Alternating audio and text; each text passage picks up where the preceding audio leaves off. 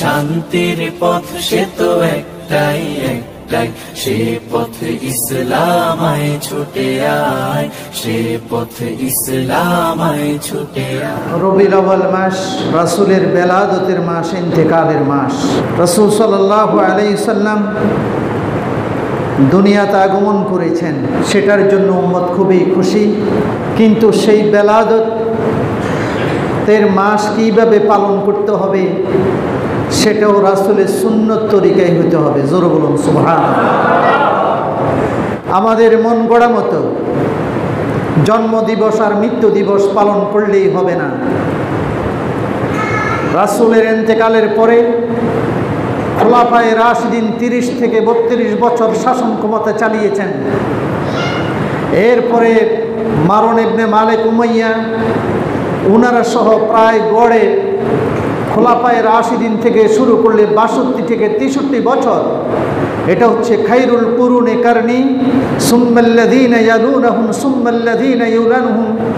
রাসূল বলছেন শ্রেষ্ঠ যুগ হচ্ছে আমার যুগ, সুম্মাল্লাযীনা ইয়ালুনাহুম, এরপরে সাহাবায়ে কেরামের পরে তাবিঈদের যুগ, সুম্মাল্লাযীনা ইয়ালুনাহুম, এরপরে তাবিঈনদের যুগ। এটা হচ্ছে আদর্শ যুগ। জোরে বলুন সুবহানাল্লাহ।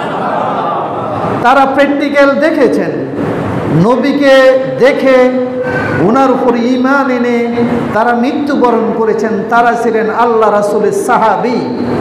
দিন শিখতে হলে, ইসলাম বুঝতে হলে তাদের সেই জীবন সম্পর্কে জানতে হবে। তারা আল্লাহ রাসূলের বেলাদত, ইন্তেকাল, কোনো শোক দিবস, মৃত্যু দিবস, জন্ম দিবস পালন করেছেন কিনা, যদি করে থাকেন সেটা কিভাবে করেছেন। আহলে আরবে কোনো দেশে আমরা দেখতে পাচ্ছি না 12ই রবিউল আউয়াল আসলে হাহাকার, বিভিন্ন মাজারকে সাজানো হয়, এরপরে আপনার সেখানে তার সিন্নি, বিরিয়ানি, পোলাও বিভিন্ন রকম করা হয়, আবার মিছিল মিটিং করা হয়। কিন্তু পুরো আহলে আরবের কোনো দেশে এইরকম কোনো নজির আমরা দেখতে পাচ্ছি না। বাংলাদেশও এটা অনেকেই করেন। আমরা রাসূল এসেছেন, আমরা অবশ্যই খুশি না বেজার? এরকম খুশি, কম না বেশি? খুশির কারণে শুধু রবিউল আউয়ালের দিন ভালো করে একটা খানা খাইবেন আর পুরো বছর নামাজ রোজার কিছুই দরকার নাই, এটাই তো এশকে রাসূল, নাকি বলেন? এটা কি আশিকে রাসূলের আলামত? আলামত নয়। আসলে এখন ইবাদত হয়ে গেছে কমার্শিয়াল, ইবাদতটা হয়ে গেছে কমার্শিয়াল। এই সমাজের মানুষ নামাজ পড়ে, আমিও ছেলে মেয়ে বড় হয়ে গেছে, মেয়েটে বিয়ে দিছে, নামাজ পড়ানো লাগবে, জুমার দিন যাওয়া লাগবে না, মানুষ কি মনে করবে, এটাও কমার্শিয়াল ইবাদত হয়ে গেছে। প্রত্যেকটা জিনিসের ভিতরে আজকে এটা ঢুকে গেছে। কথা ঠিক কিনা বলেন? রাসূল সাল্লাল্লাহু আলাইহি সাল্লামের জন্ম সম্পর্কে এবং উনি কেন দুনিয়াতে এসেছেন এর সম্পর্কে আমরা যেটা পাই, আল্লাহর নবী নিজেই বলেছেন, আসলে আমি ছিলাম দাওয়াতে আবি ইব্রাহিম। আমার আসার একটা কারণ ছিল, আমার পিতা ইব্রাহিম আলাইহিস সালাম আল্লাহর কাছে দোয়া করেছেন উনার বংশধর থেকে এরকম কিছু নবী পাঠানোর জন্য। আমি হলাম উনার ইব্রাহিম আলাইহিস সালামের দোয়ার বরকতের ফসল। জোরে বলুন সুবহানাল্লাহ। দোয়া কি জিনিস! ডাকার মতো ডাকলে আল্লাহ কেমনে শোনেন না? আল্লাহর কাছে যদি একটু ডাকি, ছেলের জন্য বলি, মেয়ের জন্য বলি, বিবির জন্য বলি, নিজের জন্য বলি, দোয়া করার জন্য ওযু লাগে না, ওযু ছাড়া, গোসল ছাড়াও জিকির করা যায়, দোয়া করা যায়। হঠাৎ করে আজকে জুমাতের অন হলেন, বিবি একটা খারাপ আচরণ করলো, আপনি বললেন আল্লাহ বিবিকে হেদায়েত করে দাও, এটা দোয়া হয়ে গেল। জোরে বলুন না সুবহানাল্লাহ। গাড়িতে উঠছেন, মনটা বেশি ভালো না, ঢাকা শহরে যান, বিবির লোকে মারামারি, আল্লাহ আমার বিবিটাকে হেদায়েত করে দাও, আমি দ্বীনের পরিবেশে তাকে চালাইতে চাই, সে মানে না, দয়ুজের মতো চলে, আমি নিজে দয়ুজ হয়ে যাব, আল্লাহ তাকে তুমি হেদায়েত করো। এটার জন্য আমাদের হুজুরদের কাছে আসা লাগে না, গাড়িতে বসেও আল্লাহর কাছে দোয়া করা যায়। জোরে বলুন সুবহানাল্লাহ। তবে সেটা দেখতে হবে দোয়াটা একমাত্র আল্লাহর সন্তুষ্টির জন্য হয়েছে কি না। আমাদের প্রত্যেকটা জিনিসের মধ্যে ভেজাল ঢুকেছে, প্রত্যেকটা জিনিসের মধ্যে ভেজাল ঢুকেছে। যে দান করব সেখানেও হুজুর যদি জানে মাশাআল্লাহ মারহাবা, হুজুর আমার নামটা হুজুর ঘোষণা করে দিয়ে আমি গাজীপুর মাদ্রাসায় 20,000 টাকা দিয়েছি। বাবারে, আমনের নাম ঘোষণা তো দরকার নেই। কথা বুঝছেন কিনা? এই জন্য আমাদের প্রত্যেকটা ক্ষেত্রে ইবাদত করেন, সেখানেও মুহাদ্দিস হোসেন খুশি হইব মোটামুটি আমি এখন নামাজ ধরছি না, আমাকে খুশি করার কোনো কারণ নেই। আপনি খুশি করবেন কাকে? সামান্যতম যদি ইবাদতের মধ্যে কোনো লৌকিকতা থাকে, সেই দান সদকা ইবাদত আল্লাহর দরবারে বিন্দু মাত্র কবুল হবে না। ইবাদত কবুল হওয়ার জন্য দুইটা শর্ত। রাসূলের জন্মদিবস পালন করব, রাসূলের জীবনী আলোচনা করব, 12 রবিউল আউয়াল খিচুড়ি খাবো, বিরিয়ানি করব, হেজাক লাইট লাগাবো, সেটাও রাসূলের সুন্নত তরিকা মতো হইতে হবে। আমার মন গড়া মতো করলে এই রাসূল খুশি হবেন না, বরং সওয়াবের পরিবর্তে আরো গুনাহ খাতা হয়ে যাবে। জোরে বলুন নাউযুবিল্লাহ। ইবাদত কবুল হওয়ার জন্য দুইটা শর্ত। লা তুকবালুল ইবাদাতু ইল্লা বিশর্তাইন। আমি আপনাদেরকে এখানে মুখস্থ করাইছি, এটা বাংলাতে মুখস্থ করবেন, সবসময় মনে মনে সংকল্প করবেন এবং মনে মনে স্মরণ করবেন। আমার জীবনের যত ইবাদত আছে, ইবাদত কবুল হওয়ার জন্য মুহাদ্দিস হুজুর মসজিদে বলে দিয়েছেন যে মানে কোরআন হাদিস থেকে ইবাদত কবুল হওয়ার জন্য দুইটা শর্ত। কয়টা শর্ত? এক নম্বর শর্ত হচ্ছে আল ইখলাসু লিল্লাহি সুবহানাহু ওয়া তাআলা। আমি যেটা করছি এটা একমাত্র আল্লাহর সন্তুষ্টির জন্য হতে হবে, বিন্দু মাত্র পৃথিবীর কাউকে খুশি করার জন্য নয়। কথা ক্লিয়ার? কথা কি বুঝেন? এখন আমরা কি এটা করি নাকি মানুষকে খুশি করার জন্য করি? আল্লাহু আকবার। বান্দা মানুষকে খুশি করার জন্য যা করে, যদি আল্লাহকে খুশি করার জন্য তা করত, বহুত আগে সে আল্লাহর ওলি হয়ে যেত। আমি কিছু কিছু মানুষের জীবনী আমি জানি, সেটা আমাদের হুজুর বলেন, গায়রে হুজুর বলেন, মানুষকে খুশি করা আমি চেষ্টা করি না। আমার ছোট্ট কর্ম দ্বারাও আমি আল্লাহকে খুশি করার চেষ্টা করি। আপনারাও কি এটা করবেন কিনা? যদি না করেন আপনার কোনো ইবাদতেই কবুল হবে না, হবে না, হবে না। ইবাদত কবুল হওয়ার জন্য শর্তই, এক নাম্বার শর্ত হচ্ছে আল ইখলাসু লিল্লাহি তাআলা, আল্লাহকে খুশি করা। কাকে খুশি করা? দুই নম্বর শর্ত হলো মুতাবাআতুর রাসূল সাল্লাল্লাহু আলাইহি সাল্লাম।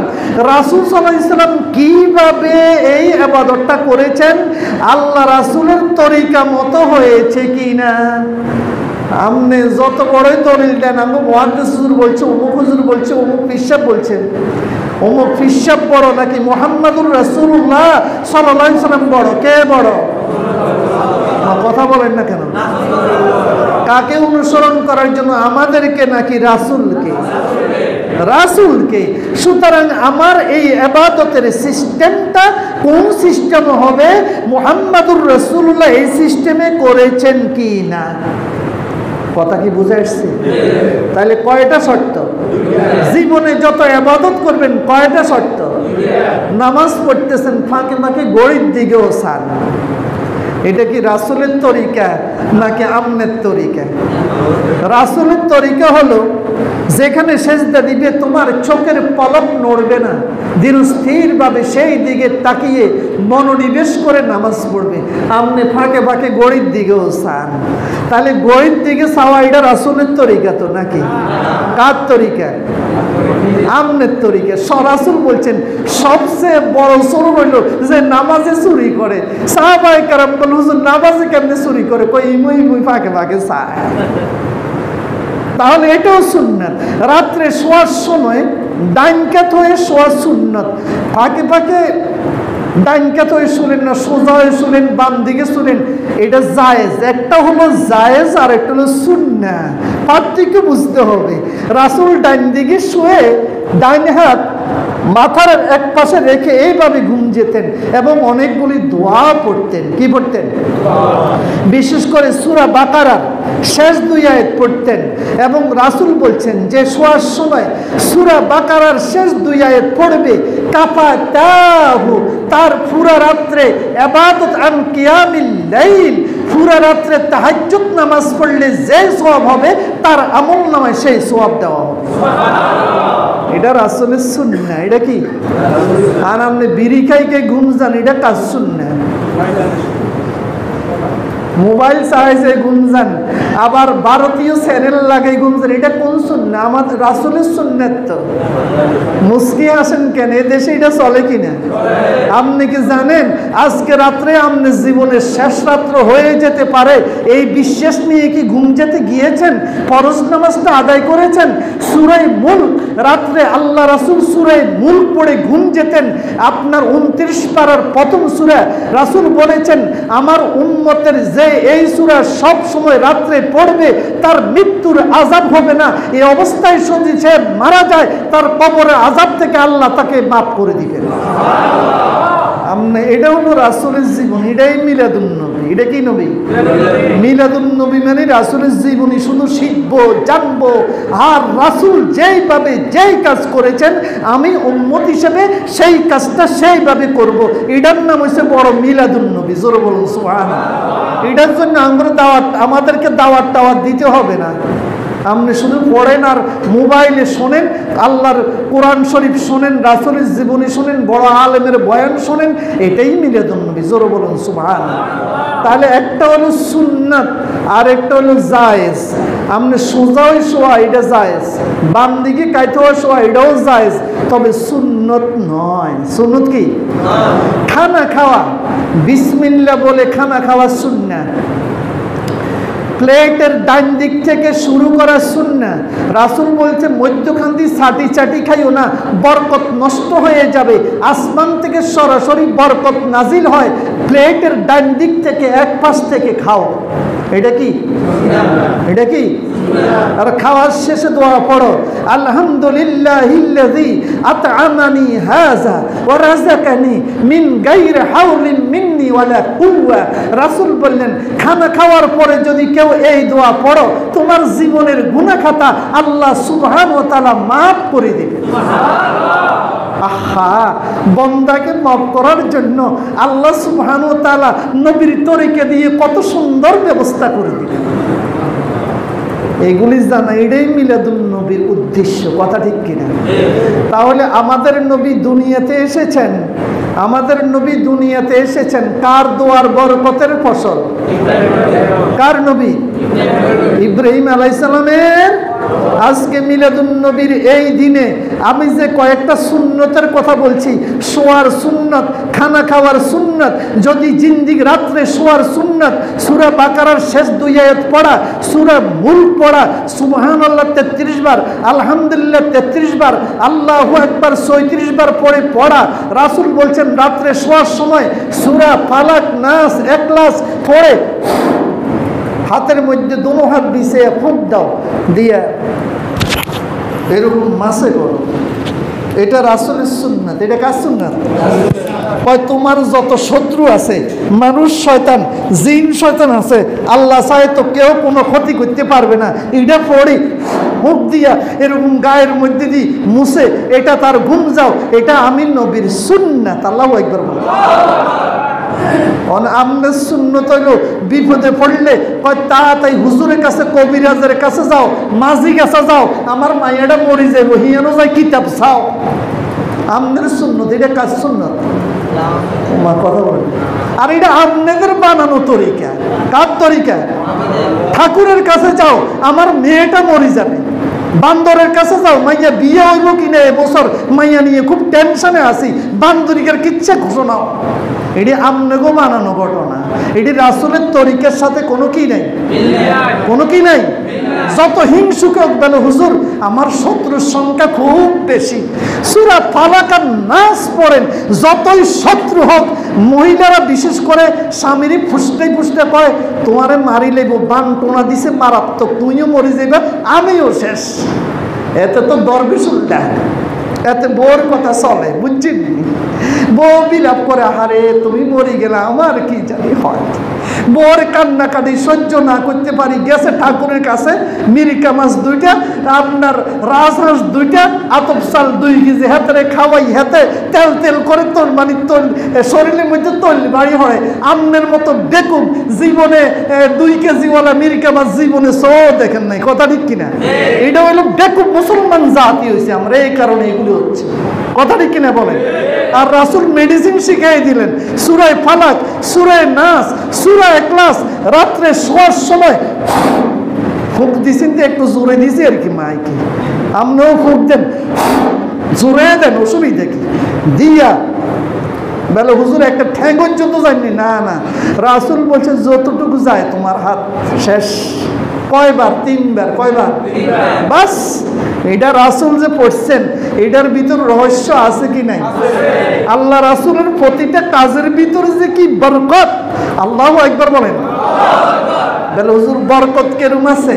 মাওলানা মহিউদ্দিন সাহেব লিখেছেন, আফগানিস্তানে আমি আল্লাহকে দেখেছি, একটা বই, মাওলানা মহিউদ্দিন খান, মাসিক মদিনা, হ্যাঁ, বড় আলেম, জাদ্রাইর আলেম ছিলেন। আল্লাহ আল্লাহ তুমি ওনাকে জান্নাতুল ফেরদাউস নসিব করো। বিরাট খেদমত বাংলার জন্য, উদার মনা আলেম, কোনো দলাদলি নেই, কিছুই নেই, ফতুয়া টতুয়া নাই, মারামারি নাই, লেখনির জগতে বিরাট লেখক। আর মাসিক মদিনা আর বড় সাইন্টিফিক দার্শনিক মাওলানা মহিউদ্দিন খান। আমি উম্মুল কোরা ইউনিভার্সিটি যাওয়ার জন্য ওনার কাছে গেছিলাম, আরবিতে একটা তাজকিতে প্রশংসাপত্র আমার দিয়ে দিয়েছিলেন, আমার মনে আছে দেখাতে। তো উনি বললেন আফগানিস্তানে মুজাহিদরা জিহাদ করে, ইয়ানো আল্লাহর সাহায্য সচক্ষে মুজাহিদরা দেখছে। আল্লাহু আকবার বলেন। কি দেখেছ? একদিন আমরা ফজরের সময় মেসওয়াক করতেছি, আফগানিস্তানের মুজাহিদরা তখন রাশিয়া আমেরিকা বোমা মারতেছে, হ্যাঁ, রাশিয়া বাহিনী। সকালবেলায় ফজরের সময় তাঁবু থেকে উঠে মেসওয়াক করতেছিলাম, হঠাৎ করে উপর থেকে বিমান ঘুরতেছে, আমাদের উপরে বম্পিং করবে।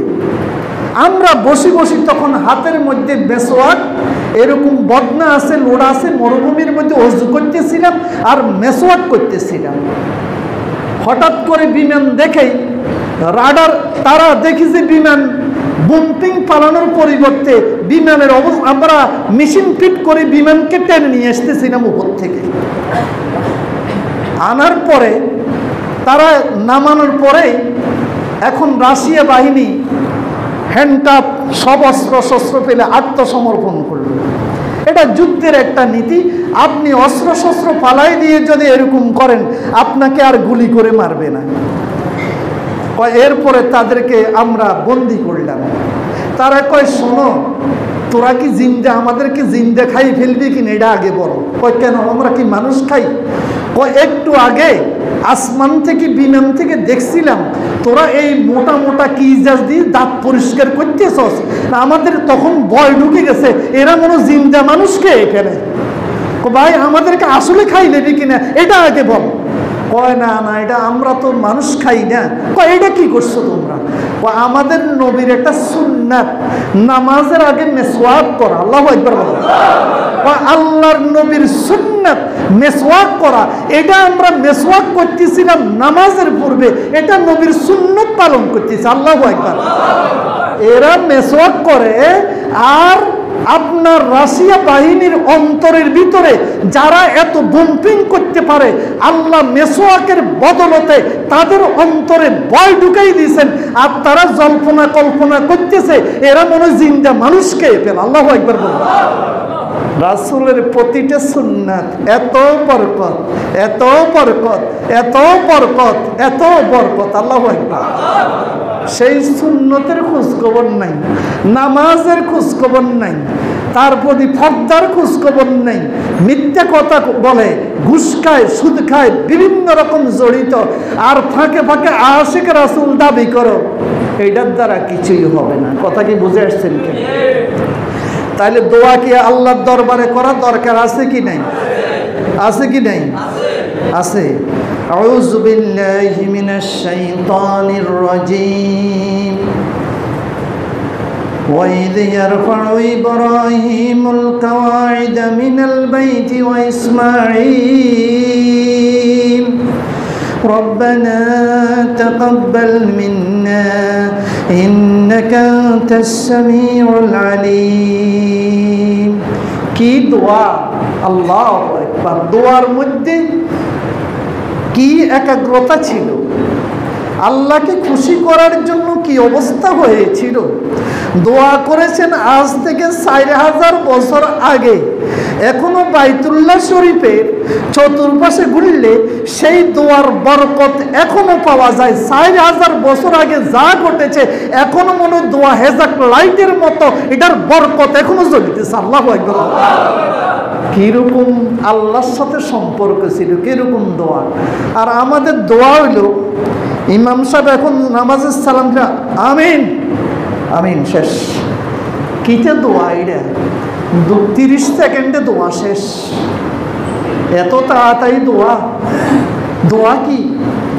রাসূল ফরজ নামাজের সালাম ফিরে রাসূলের সুন্নাত কি আসসালামু আলাইকুম ওয়া রাহমাতুল্লাহ আসসালামু আলাইকুম ওয়া রাহমাতুল্লাহ আল্লাহুম্মা আনতাস সালাম ওয়া মিনকাস সালাম তাবারাকতা ইয়া যাল জালালি ওয়াল ইকরাম লা ইলাহা ইল্লাল্লাহ ওয়াহদাহু লা শারীকা লা লাহুল মুলক ওয়া লাহুল হামদু ওয়া হুয়া আলা কুল্লি শাইইন কাদির লা হাওলা ওয়া লা কুওয়াতা ইল্লা বিল্লাহ ওয়া লা না'বুদু ইল্লা ইয়্যাহ লাহুন নি'মা ওয়া লাহুল ফাদলু ওয়া লাহুস সানাউল হাসান লা ইলাহা ইল্লাল্লাহ মুখলিসিনা লাহুদ-দ্বীন ওয়া লাউ কারিহাল কাফিরুন আল্লাহুম্মা লা মানি'a লিমা আতাইতা ওয়া লা মু'তিয়া লিমা মানা'তা ওয়া লা ইয়ানফা'ু জাল জাদ্দি মিনকাল জাদ আল্লাহুম্মা আইন্না আলা যিকরিকা ওয়া শুকরিকা ওয়া হুসনি ইবাদাতিক এরপর রাসূল আয়াতুল কুরসি পড়তেন 3 বার করে 33 বার করে এগুলি আদায় করতেন এরপরে যাইয়া সূরা ইখলাস সূরা ফালাক সূরা নাস পড়তেন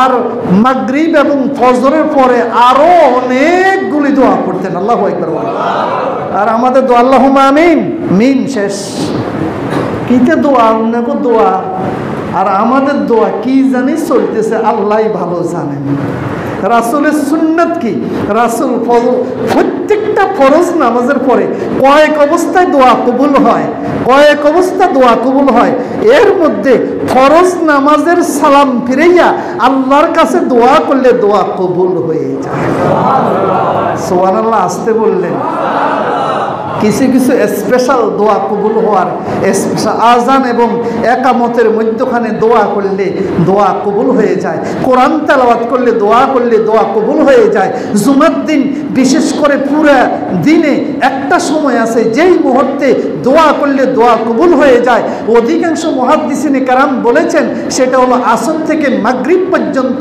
এই সময়ের ভিতরে দোয়া করলে দোয়া কবুল হয়ে যায় এগুলি স্পেশাল বাজেট কি বাজেট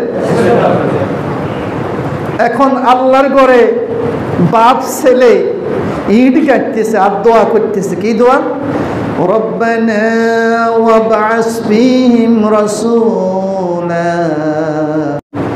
রাসূলাম মিনহুম ইয়াতলু আলাইহিম আয়াতিক ওয়া ইউআল্লিমুহুমুল কিতাবা ওয়াল হিকমা ওয়া ইউযাক্কিহিম ইন্নাকা আনতাল আজিজুল হাকীম হে আমার প্রভু ওয়াবআস ফীহিম তাদের মাঝ থেকে আপনি প্রেরণ করেন রাসূলান একজন রাসূল মিনহুম ইয়াতলু আলাইহিম আয়াতিক যে আপনার কিতাব তাদের কাছে তেলাওয়াত করবে ওয়া ইউআল্লিমুহুমুল কিতাবা উনি তাদেরকে কিতাব শিক্ষা দিবেন ওয়াল হিকমাতা কৌশল শিক্ষা দিবেন ওয়া ইউযাক্কিহিম তাদেরকে পবিত্র করবেন এমন একজন রাসূল আপনি প্রেরণ করেন জোরে বলুন সুবহানাল্লাহ দোয়া করেছেন কে কখন দোয়া করেছেন 4000 বছর আগে যখন আল্লাহর ঘরের ফাউন্ডেশন ইট গাড়তেছিলেন বাপ ছেলে দুজন মিলে, তখন বলেছেন আমরা চলে যাওয়ার পরে আমাদের উত্তরাধিকার সূত্রে ইসমাইল আলাইহিস সালামের বংশে এমন একজন নবী প্রেরণ করেন যে তাদের কাছে আল্লাহর আয়াত পড়বে, তাদেরকে কোরআন শিক্ষা দিবে, তাদেরকে কৌশল শিক্ষা দিবে, তাদেরকে পবিত্র করবে। এরকম একজন রাসূল আপনি প্রেরণ করেন। জোরে বলুন সুবহানাল্লাহ। দোয়া করেছেন 4000 আজ থেকে 4000 বছর আগে, সেই দোয়া কবুল হয়ে গেছে। আল্লাহর নবী বললেন আমি তো ইব্রাহিম আলাইহিস সালামের দোয়ার ফসল। আল্লাহু আকবার বলুন। রাসূল বললেন ইন্নী আব্দুল্লাহ ফি উম্মিল কিতাব, আমার পরিচয় হলো আদম আলাইহিস সালাম যখন কাদার মধ্যে লুটিয়েছিলেন, দেহ তৈরি করা হয়েছে কিন্তু রূপ প্রদান করা হয়নি আদমের, সেই অবস্থাতে আমি আল্লাহর নিকট উম্মুল কিতাবে খাতামুন নবীন শেষ নবী রূপে লিখিত ছিলাম। আর ওয়াসাউনাব্বিকুম বিতাবির যালিকা দাওয়াতে আবি ইব্রাহিম, আমি তোমাদেরকে এর ব্যাখ্যা সম্পর্কে জানাবো। তা হলো আমার পিতা ইব্রাহিমের দোয়ার বরকতের ফসল হচ্ছি আমি মুহাম্মাদুর রাসূলুল্লাহ সাল্লাল্লাহু আলাইহি সাল্লাম। জোরে বলুন সুবহানাল্লাহ। কি দোয়া করেছেন ইব্রাহিম আলাইহিস সালাম? 86 বছর বয়সে ইসমাইলকেও দিয়েছেন। ওনার বংশের মধ্যে অনেক নবী পাঠাইছেন। আখির নবী আমাদের মহানবী মুহাম্মাদুর রাসূলুল্লাহ সাল্লাল্লাহু আলাইহি সাল্লাম বললেন আমিও হচ্ছি ইব্রাহিম আলাইহিস সালাম দোয়ার ফসল। আল্লাহু আকবার বলেন। দোয়া শুধু দোয়ার দোয়া, সন্তানের জন্য দোয়া, বিবির জন্য দোয়া, নিজের বংশধরের জন্য দোয়া, প্রতিবেশীর জন্য দোয়া, শত্রুর জন্য দোয়া, ইসলামের জন্য দোয়া, বিশ্ব মুসলিম উম্মার জন্য দোয়া। দোয়া এবং আদ-দুআ হুসিলাউল মুমিন, আদ-দুআ হুয়াল ইবাদা। দোয়া হচ্ছে ইবাদত। নামাজ পড়লে যেরকম ইবাদত হয়, আল্লাহর কাছে চাইলে সেটাও ইবাদত হয়ে যায়। জোরে বলুন সুবহানাল্লাহ। আর আদ-দুআ হুসিলাউল মুমিন, দোয়া হলো মুমিনের সবচেয়ে বড় অস্ত্র হলো দোয়া। আল্লাহু আকবার। হাজরিন, আমরা ঈদ মিলাদুন্নবী পালন করব। রাসূল সাল্লাল্লাহু আলাইহি সাল্লামের ঈদ মিলাদুন্নবী সাহাবায়ে কেরাম কিভাবে পালন করেছেন সেটা হলো, তারা আল্লাহ রাসূল বলেছেন যালিকা ইয়াউমু বুলিতু ফীহি ওয়া ইয়াউমুন বুইসতু ওয়া উনজিলা আলাইহি ফীহি। আমি সোমবার দিন রোজা রাখার জন্য বলেছেন। রাসূল বলছেন এই দিনে আমি জন্মগ্রহণ করেছি, এই দিনে আমি নবুয়ত পেয়েছি। সাহাবায়ে কেরাম আল্লাহ রাসূল যেই দিন জন্মগ্রহণ করেছেন সেই দিন বেশি বেশি রোজা রাখতেন। আল্লাহু আকবার বলেন। তাইলে রাসূলের বেলাদত আসলে প্রতি বছর আসবে। রাসূলের বেলাদত সাহাবায়ে কেরাম পালন করেছেন প্রতি সোমবার রোজা রাখার চেষ্টা করা। কোন দিন রোজা রাখা? আসতে বলেন কেন? কোন দিন? এটা কি মা বোনদেরকে বলে দিতে পারবেন তো? 2 নম্বর, রাসূল বলেছেন উলিদান নবী সাল্লাল্লাহু আলাইহি সাল্লাম। আব্দুল্লাহ ইবনে আব্বাস বলেন নবী সাল্লাল্লাহু আলাইহি সাল্লাম সোমবার জন্মগ্রহণ করেছেন। ওয়াসতুনবিয়া ইয়াউমুল ইসনাইন, সোমবারে নবুয়ত লাভ করেন। ওয়া তুফিয়া ইয়াউমুল ইসনাইন, সোমবারে ইন্তেকাল করেন। ওয়া খারাজা মুহাজিরান মিন মক্কা ইলাল মদিনাতি ইয়াউমুল ইসনাইন, সোমবার মক্কা থেকে মদিনার পথে হিজরত করেন। ওয়া কাদিমাল মদিনাতি ইয়াউমুল ইসনাইন, সোমবারে মদিনায় পৌঁছেন। ওয়া রাফাল হাজরাল আসওয়াদ ইয়াউমাল ইসনাইন, হাজরা আসওয়াদকে উত্তোলন করে যখন তাদের মধ্যে গন্ডগোল দেখা দিয়েছিল এটা কোথায় রাখবে সবাইকে নিয়ে মীমাংসা করে আল্লাহ রাসূল নিজ হাতে হাজরে আসওয়াদকে সেখানে সোমবার এখানে রেখেছেন। জোরে বলুন সুবহানাল্লাহ। তাহলে সোমবার দিন রোজা রাখা আল্লাহর নবীর সুন্নাত। 2 নম্বর, রাসূল সাল্লাল্লাহু আলাইহি সাল্লামের সুন্নতকে পালন করা। হুবহু আল্লাহ রাসূল যেই কাজ যেইভাবে করতেন এইভাবে করা, এটাও সাহাবায়ে কেরাম করেছেন। 3 নম্বর, রাসূল সাল্লাল্লাহু আলাইহি সাল্লামের উপরে সব সময় কন্টিনিউ দুরূদ শরীফ পড়া। আল্লাহুম্মা সাল্লি আলা মুহাম্মদ ওয়া আলিহি ওয়া আসহাবিহি ওয়া বারিক ওয়া সাল্লিম। ছোট্ট দুরূদ শরীফ আল্লাহুম্মা সাল্লি আলা মুহাম্মদ ওয়া আলা আলি মুহাম্মদ, বসে শুয়ে আল্লাহর জিকির সালাতু সালামের জন্য ওযু শর্ত নয়, তবে উত্তম। ওযু করে বলা উত্তম। ওযু না করেও করা যায়, বসে, শুয়ে, দাঁড়িয়ে, হাঁটতে হাঁটতে, ওযু সহ, ওযু ছাড়া সর্ব অবস্থায় আল্লাহ রাসূলের উপর সালাতু সালাম পেশ করবেন। রাসূল বলেছেন, কেউ যদি আমি নবীর উপরে দুরূদ পাঠ করে তার জন্য 7টি পুরস্কার রয়েছে। কয়টি পুরস্কার? আসতে বলেন কেন, কয়টি? জিব্বেটা কি দুরূদ শরীফ দিয়ে নড়েনি দুই একবার পুরা দিনে? মনে হয় না? বেলা হুজুর মেশিন খুব দুর্বল। এমনি আপনার ওয়াজ ভালো লাগে, তবে মেশিন চালাইতে বেশি ভালো লাগে না। মেশিনটা নিজে চালান। বেলে হুজুর জিব্বে তো ক্লান্ত হয়ে যাবে না? জিব্বে এমন এক যন্ত্র, হাদিস শরীফে আসছে, দৈনিক যদি 1 কোটি বারো লা ইলাহা ইল্লাল্লাহ জিকির করো, জিব্বা বলবে আমি কখনো ক্লান্ত হই না, হই না, হই না। আল্লাহু আকবার বলো। হাতে কাজ করলে হাত ক্লান্ত হবে, ব্রেনে কাজ করলে ব্রেনে মাথা ধরবে, পা হাঁটতে হাঁটতে পা অবশ হয়ে যাবে, জিব্বা কোনোদিন ক্লান্ত হয় না। এটা জিকিরের জন্য আল্লাহ প্রস্তুত করে রেখেছেন। আল্লাহু আকবার। কথা কি বুঝে আসছে? 1 নম্বর পুরস্কার, 10টি গুণে আল্লাহ মাফ করে দেন। 2 নম্বর 10টি সওয়াব দান করেন। 3 নম্বর 10টি মর্যাদা বৃদ্ধি করেন। 4 নম্বর 10টি রহমত দান করেন। 5 নম্বর ফেরেশতা তার জন্য দোয়া করে। 6 নম্বর যিনি দুরূদ শরীফ পড়েন, ফেরেশতাগণ তার নাম ঠিকানা সহ আল্লাহ রাসূলের রওজায়ে মুবারক পৌঁছাইয়া দেন। 7 নম্বর একবার কেউ যদি সালাত পাঠ করে, আল্লাহ রাব্বুল আলামিন তার জন্য 10 বার দোয়া করে। জোরে বলুন সুবহানাল্লাহ। সর্বশেষ, গড়ি তো আর সময় দেয় না, যেই কথা না বললে নাই হয়। আমরা যখন মিলাদুন নবী পালন করে জিরে পিয়ার হালুয়া খাচ্ছি, মাশাআল্লাহ, রাসূলের জন্মদিবসে মিষ্টিও খাচ্ছেন, গরম গরম খানা। ওই মুহূর্তে ইহুদি নাসারা যারা মুসলমানদের চরম শত্রু, গায়রিল মাগদুবি আলাইহিম ওয়ালাদ-দাল্লিন, সূরা ফাতিহার প্রত্যেকটি নামাজে বলি, আল্লাহ ইহুদি এবং নাসারার পথে আমাদেরকে নিও না। সেই ফরাসি ফ্রান্সের প্রেসিডেন্ট এমানুয়েল ম্যাক্রো আজকে গত সপ্তাহ থেকে শুরু করে আজকেও সারা ঢাকাতে মিছিল আর আলেমরা নেমে গিয়েছে। সারা বাংলা একটু আগেই নামাজে, জুমার নামাজে আসার আগে এরদোগানের বক্তব্য শুনলাম, ডক্টর মাহাথির মোহাম্মদের বক্তব্য শুনলাম। ওনারা এরদোগান বলেছেন ফ্রান্সের প্রেসিডেন্টের মানসিক চিকিৎসা করা দরকার। সাহিত্যিক ভাষায় বলেছেন। কারণ হচ্ছে কি হয়েছে, নবীজির কার্টুন, আল্লাহর নবীর, আল্লাহ এবং রাসূলের প্রতিকৃতি, কোনো কার্টুন, কোনো ছবি শরীয়তে নিষিদ্ধ, তৈরি করা সম্পূর্ণ নিষিদ্ধ। তারা আমাদের নবীর কার্টুন তৈরি করেছে, ছবি তৈরি করেছে। 2015 সালে ফরাসি ব্যঙ্গাত্মক ম্যাগাজিন শার্লি হেবডোর, সেখানে 15 জন, সেখানে তারা আল্লাহর নবীর কার্টুন প্রকাশ করে ব্যঙ্গোত্তর করেছিল। তখন সেখানে মুসলমানরা হামলা চালিয়েছে, এটা নিয়ে অনেক কিছু হলো। এই মাসের শুরুতে একজন শিক্ষক, ফরাসির ইতিহাস ভূগোল স্যামুয়েল ফেতিক টিচারের নাম, সে ক্লাসে আল্লাহর নবীর কার্টুন ছাপাইয়া এটাকে খুব ব্যঙ্গ বিদ্রুপ করেছে।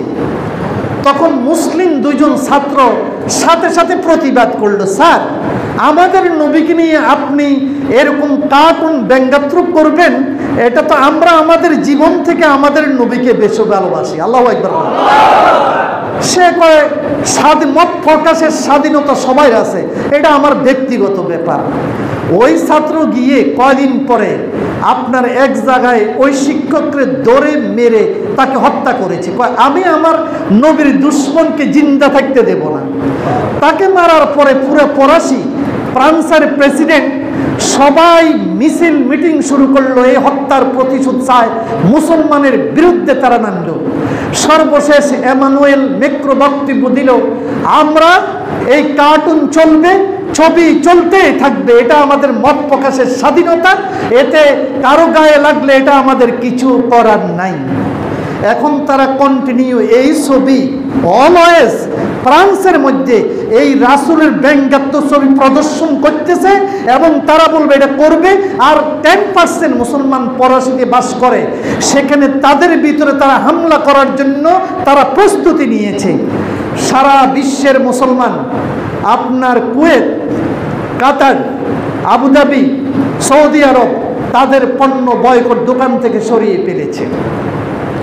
আজকে মহাতির মোহাম্মদ বলেছেন শুধু পণ্য বয়কট করলে হবে না, ফরাসির প্রেসিডেন্টকে বলে দিয়েছে একটা মুসলমানকে যদি ফ্রান্সে আক্রমণ করো তাহলে তুমি এর আগেও আমাদের মুসলমানদের রক্ত চুষে চুষে খেয়েছ, অনেক মুসলমানকে হত্যা করেছ, তোমাকে আর ছাড়া হবে না, হবে না, হবে না। আল্লাহু আকবার বলেন। আমরা আজকে জুমার ময়দান থেকে স্পষ্টভাবে ফ্রান্স এবং যারা এই রাসূলের বেলাদতের দিনে 12 রবিউল আউয়াল আমরা হুঁশিয়ার করে দিতে চাই, আমরা সব কিছু মেনে নেব। আমাদের নবীকে নিয়ে যদি কেউ কার্টুনিস্ট প্রকাশ করে, কেউ যদি ব্যঙ্গ বিদ্রুপ করে, আমরা স্পষ্ট প্রতিবাদ করতেছি, আমরা এটা কোনো বরদাস্ত করব না। রাজি আছেন কিনা আপনারা? আমরা আজকের এই জুমা থেকে দোয়া করব আল্লাহ যাতে এদেরকে শুভবুদ্ধ করে তাদের। আমরা আপনাদেরকে বলবো ফ্রান্সের যত পণ্য আছে লেখে লেখে বয়কট করুন, প্রতিবাদ করুন। যদি যে কোনো সংগঠন যদি মিছিল করে, মিছিলে গিয়ে অংশগ্রহণ করে প্রতিবাদ করুন। আমরা দেখবো এটার কোথায় আছে। আপনার পাকিস্তানের ইমরান খান এবং আমাদের এরদোগান এবং আমাদের মাহাতির মোহাম্মদ সহ পুরো বিশ্ব নেমে গিয়েছে, প্রতিবাদ চলতেছে। আমরা এর প্রতিবাদের অংশ হিসাবে আজকে জুমার থেকে প্রতিবাদ জানাই। আল্লাহ সুবহানাহু ওয়া তাআলা আমাদের এই বেলাদতের দিনে আল্লাহর নবীর ইজ্জত আবরুকে হেফাজত করুক। নবীর দুশমনদের যদি হেদায়েত থাকে হেদায়েত করে দাও, আর নতুবা তাদেরকে জমিন থেকে বিদায় করে দেন। আমিন। ওয়া আখিরু দাওয়ানা আনিল হামদুলিল্লাহি রাব্বিল আলামিন। আসসালামু আলাইকুম ওয়া রাহমাতুল্লাহি ওয়া বারাকাতুহু।